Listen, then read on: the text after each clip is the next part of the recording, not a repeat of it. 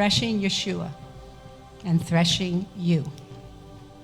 If you look at that picture, it's down at the bottom over on your left is where the harvester, and above that is the thresher with a cane in his hand. Okay, the stalks were harvested or reaped and taken to the threshing floor, which was under ideal conditions. It was an open, smooth, flat surface with a low wall around it and where soft breezes would blow. When Yeshua was captured by the soldiers and taken before the elders, they surrounded him like a wall. They didn't think he could escape, but we know he did. Luke 22:54 and 66, and Luke 23:1 talk about it. But what about you? Where were you on a threshing floor? Were you ever there? Are you on one now? Are you, after you were harvested and reaped from the world, or maybe you're soon going to be harvested, he will put you on the threshing floor, where his arms will form the wall around you. What tools were used? Well, for small quantities of grain, a cane or a rock was used for threshing, and the grain isn't bruised through it. But for large quantities, a sledge was used. It is wood put together, and underneath you would find sharp rocks or iron teeth.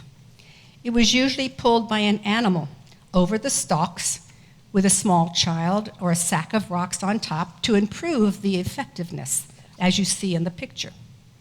So what tools does the Lord use on you?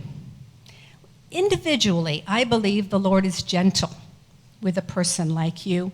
He only exerts as much force as he knows is needed.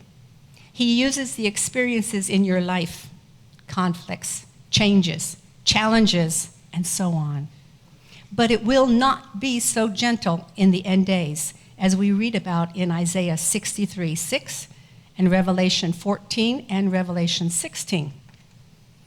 What tools were used on Yeshua? Matthew 27:26 says he was scourged. Mark 15 and 19, they smote and spit upon him. Luke 22:64 and 65, they struck him and blasphemously spake. How is threshing defined? In Strong's, it's Hebrews 1:758, and it means to trample, break, tread down, or out. Yet, in the Webster's 1940 book that I have, it's a much, much bigger picture. It means to go over again and again, to rub and to flog, to discuss or argue until the truth or a settlement is reached. That's threshing. Is the Lord doing this with you now? And this is what Yeshua said about truth in John 18:37, that I should bear witness unto the truth. So everyone that is of the truth heareth my voice. Isaiah 52:14 describes what happens to Yeshua's body so that he could bear witness unto the truth. It tells how the Lord was threshed until he was marred more than any man. This is the threshing that we, you and I, deserve. In Leviticus 26:5, we find the first use of threshing. But a big surprise came as I looked up more verses, and I found that strange word in one of the margins. But first, let's read the verse. Isaiah 41:15. Behold, I will make thee a sharp threshing instrument having teeth, and thou shalt thresh the mountains. There I found the cross-reference to Mark 1:17, so I went there in my Nave's study Bible. I looked in the cross-reference. Thresh wasn't in the scripture. Instead, it said agency, and that puzzled me. What does agency have to do with threshing? Because agency is not written in the King James, you're not going to find it in the Strong's, but I did find it in my Webster's dictionary. That's where I learned about agency. Agency means instrumentality, exerting power. There are many examples and many references in the Bible that use the concept of threshing. And here's agency too. Here are some. Agency for punishment, 2 Samuel 7:14 and Habakkuk 3:12, agency for blessing. Hebrews 12:6 and Psalms 94:12. It's interesting how it can be both for punishment and blessing. So now let's go back to Mark 1:17, where the concept of agency or instrumentality and exerting power or threshing is found in the act of salvation, the greatest blessing of all. Mark 1:17, fishers of men. Matthew 5:13-16, the salt and the light of the world. Luke 1:17, to turn the hearts of the fathers to the children, to make ready a people prepared. So I ask you, do your blessings overflow from vintage to vintage, from fall to fall, all year without end? Do your trials end with blessings? And are you an agency of salvation for somebody else? Now move on. How has the threshing floor been used besides for threshing? Genesis 50:10 and Ruth 3. 2 Samuel 6 and 7, and 1 Chronicles 21:18-28. And from these we see the threshing floor was a special place, not only for preparing grain. It was used for mourning.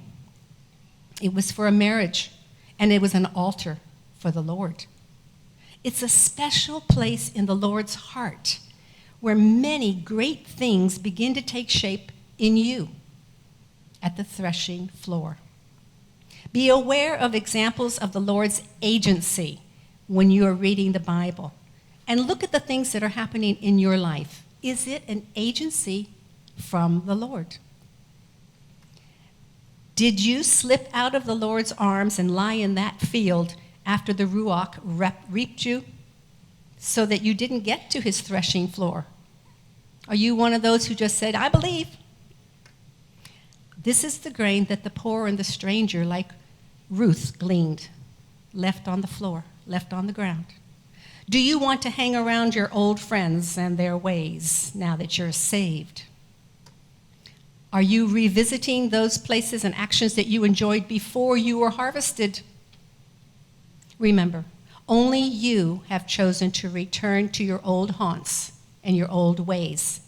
You cannot blame the Lord, because he will give you the desires of your heart.